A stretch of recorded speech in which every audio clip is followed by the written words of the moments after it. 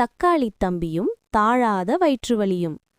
ஒரு அழகான தோட்டத்தில் செக்கச் சிவந்த நிறத்தில் தக்காளித் தம்பி ஒருவன் இருந்தான்.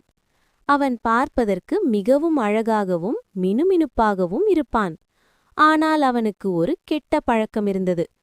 அடுத்தவர்கள் கொடுக்கும் எதையும் யோசிக்காமல் சாப்பிட்டு விடுவான். என்ன நடந்தது? ஒருநாள் மாலை தோட்டத்திற்கு வந்த ஒரு சிறுவன் ஒரு பாக்கெட் காரமான சிப்ஸ் துண்டுகளை அங்கே போட்டுவிட்டு சென்றான்.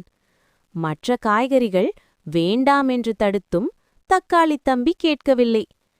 எனக்குதான் செக்கச் சிவப்பாயிருக்கேனே, எனக்கும் காரத்துக்கும் ரொம்ப பிடிக்கும் என்று சொல்லி அந்த காரமான துண்டுகளை தின்று தீர்த்தான். வலியின் அவதி. அடுத்த நாள் காலை தக்காளித் தம்பியால் நகரக்கூட முடியவில்லை.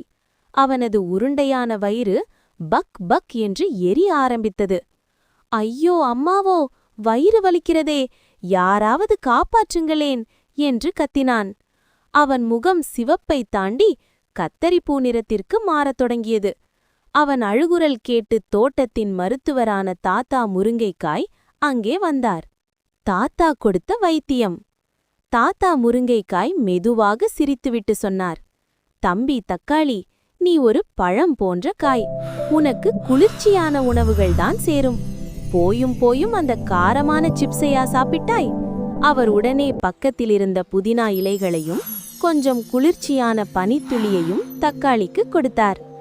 புதினா சாறு வயிற்றின் எரிச்சலை சமன் செய்தது. பனித்துளி உள்ளே இருந்த சூட்டை தணித்தது. பாடம். சிறிது நேரத்தில் வலி குறைந்தது.